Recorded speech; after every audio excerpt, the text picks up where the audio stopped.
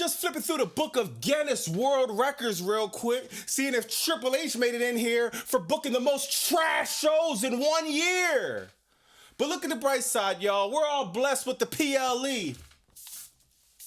Money in the stank. This Money in the Bank buildup stinks, literally. And these qualifying matches are nothing but filler and a straight lazy and lame excuse to actually put some thought into booking anything compelling. This has been a constant problem with WWE, and recently they just been copy and paste, copy and paste, copy and paste. Literally, a few weeks ago, CM Punk comes out last few minutes at the end of the show, whatever that was.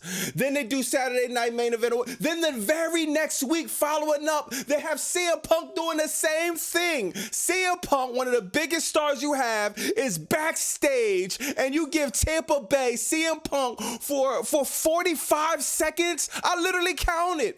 He hasn't been on TV for more than 45 seconds tonight on Raw. This is one of your biggest stars you have on the roster. What possible excuse could you have for that, Paul Levesque? Speaking of CM Punk, this is a great segue to the incompetence that's going on backstage at WWE at this current moment. It's like, am I the only one that sees clearly that this year, Money in the Bank, John Cena last year, you get CM Punk and John Cena. This is the perfect time to do it. CM Punk dropped the pipe bomb years ago. Then they had the match in Money in the Bank, one of the hottest times in WWE in recent memory. Triple H, WWE Creative drops the ball again. Oops. This is like the easiest touchdown you could have got, Paul. We would have all been hyped for that. But you know what we get instead? We get the hijacking of the World Heavyweight title and the Undisputed title. Both titles won't even be defended on Money in the Bank.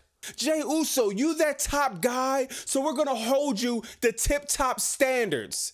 Your promos suck.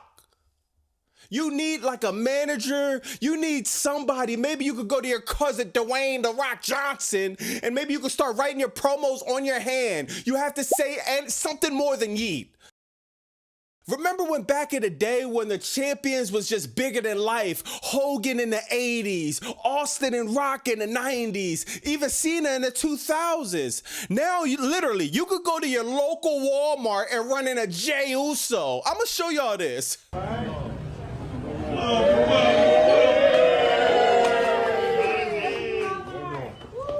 Welcome, brother D.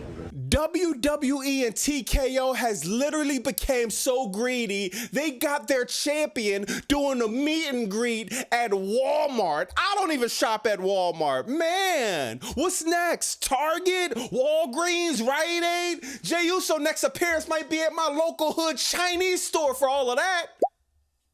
How are we supposed to respect and look at this dude as a real main event top contender where he's cutting mid to nothing promos, he's showing up at Walmart, and it's just like, bro, what? Like I say all the time, Oos, you're gonna have to do more than say yeet. You're gonna have to do a little bit more than that. It seems like promos and pro wrestling, and especially in WWE, has took a back seat. Man, remember promos just used to be the thing? Remember Ultimate Warrior promos and, like I said, Hulk Hogan, and they used to do them. Yo, man, they used to be everything. Now you got Becky Lynch coming out, cutting a promo on Lyra Valkyria. Then you got a woman, she paid high prices, front row seat tickets doing this, looking bored out of her mind. I'm gonna show you this. You can't even make this up at this point. Took the title from me at NXT, very quick roll up. It wasn't really a decisive win. When you took the title from me, the good person... Look, the woman is literally bored out of her mind. Becky Lynch, shut up, go in the back and recount your statement that you said you cut better promos than MJF.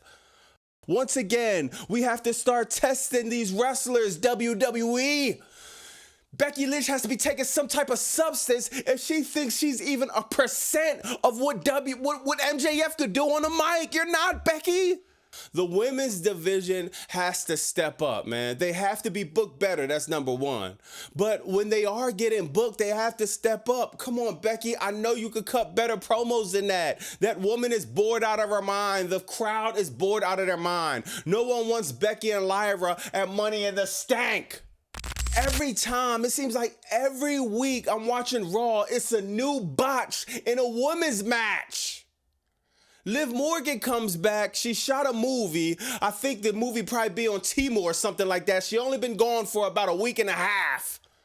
So she shot some Timo movie. She came back after her hiatus and she botches with this other girl in the ring. I don't even know her name. They're just throwing anybody in the ring. Something has to be done with this, man. Like, the last thing we want is another excruciating injury on live TV like what just happened to Zoe Stark. It all starts in the back. WWE Creative. When you see a botch like that, Vince McMahon would have lost his shit if he's watching that monitor backstage at Gorilla and these women are coming back botching like that. He held them to the same standard he will hold the men. They go back in Gorilla. Triple H is putting it over. Good job. Now on the bright side, you got Karrion Kross finally gets a smither of TV time and they start planting the seeds between a feud with him and Sami Zayn. I like that. At this point, I'll just take anything when we're regarding Karrion Kross. This dude is over. He's selling out merch. The crowd at least wants him to get an opportunity. I think Sami Zayn is the perfect person to put in with Karrion Kross, and he could possibly get Kross over. Let's just see what WWE Creative does with that. Now you got the segment with Paul Heyman, Seth, Bronson Reed, Braun Breaker. People calling my phone, hit me in the comments. Man, this seems like the new Evolution. I'm like, man, it's more like Evolution. Bronson Reed tried to take Seth Rollins out, hit him with 22, 23, 24 tsunamis, broke his ribs. He left TV for a few weeks. He comes back, let a few months ride, and they join a faction. All of this just seems forced.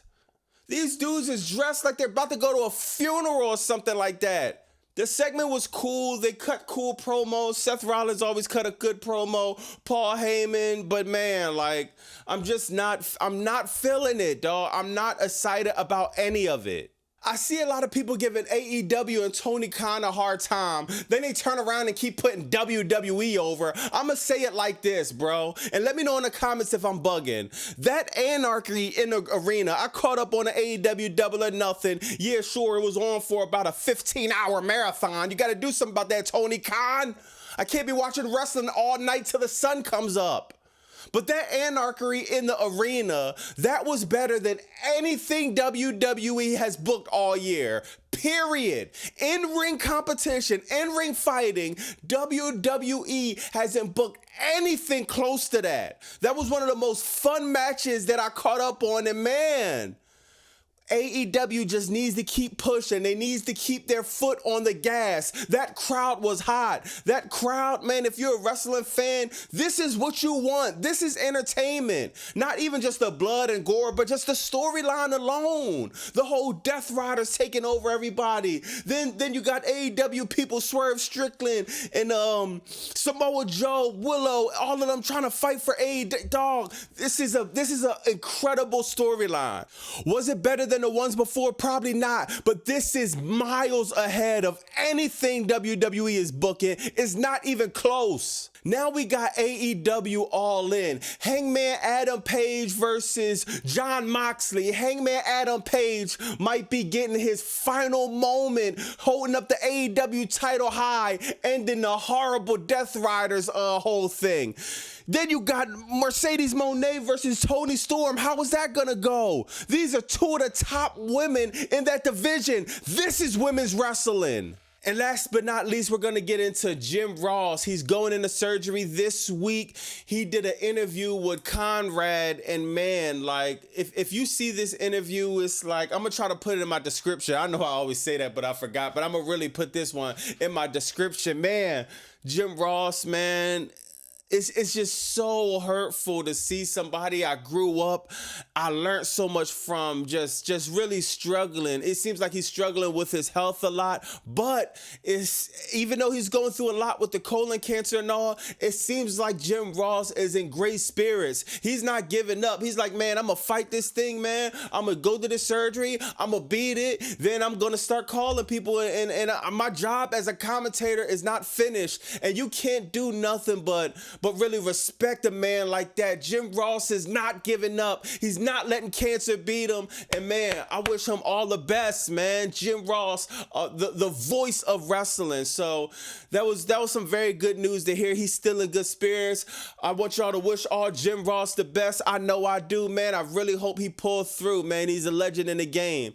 Let me know in the comments what y'all think about that. We got Money in the Stank in a few weeks coming up, and let's just hope it gets booked well, man. We know the filler leading up to Money in the Stank is not going to be too good, but at least the PLE, maybe they book some good PLEs. Maybe they see AEW getting momentum and Triple H starts acting like he knows what he's doing. Let me know in the comments what y'all think about that, man. It's Bobby Monsoon 215. Like, comment, subscribe. Blah.